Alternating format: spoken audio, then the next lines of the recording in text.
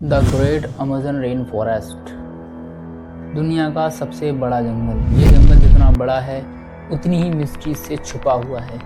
6 million kilometre square की area में फैला हुआ ये जंगल पूरे वर्ल्ड की 20% ऑक्सीजन सप्लाई करता है और न जाने कितनी थाउजेंड ऑफ स्पीसीज इसमें सर्वाइव करती हैं और न जाने कितनी थाउजेंड ऑफ स्पीसीज अभी डिस्कवर करना बाकी हैं।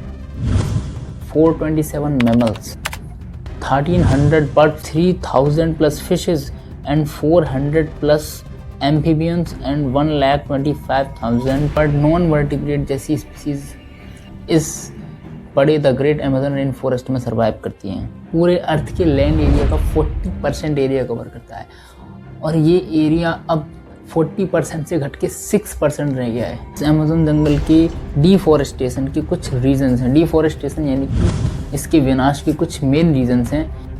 एग्रीकल्चर एक्सपेंशन, बड़ी मात्रा में जंगलों को काटकर उनमें खेती की गई, जैसे कपास, चाय। नंबर सेकंड, लॉगिंग, मतलब महंगी लकड़ियाँ, मोहागिनी, रोमवुड, इनको बड़े पैमाने पर काट के बेचा जाता है। Number third, climate change. Climate change होने से भी बहुत बड़ा इम्पैक्ट पड़ता है इस अमेज़न के जंगल के ऊपर। And number fourth, illegal hunting, मतलब कुछ ऐसे जानवरों की हंटिंग करना जिससे हमारा पूरा का पूरा इकोसिस्टम खतरे में पड़ जाता है।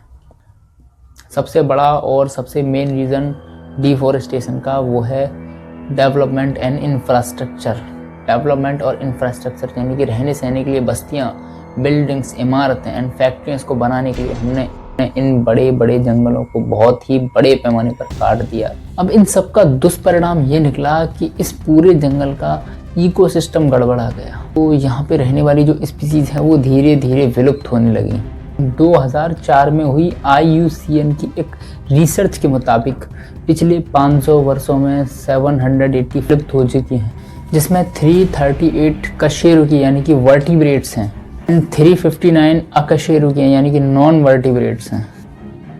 और रूस की समुद्री स्टेलरी गाय, मॉरिशस की डूडो, अफ्रीका की क्वागा, बाली, जावा, कैस्पियन, 3 बाघ की स्पीसीज विलुप्त हो चुकी हैं और 15,500 प्लस स्पीसीज लुप्ति की कगार की ओर बढ़ रही हैं।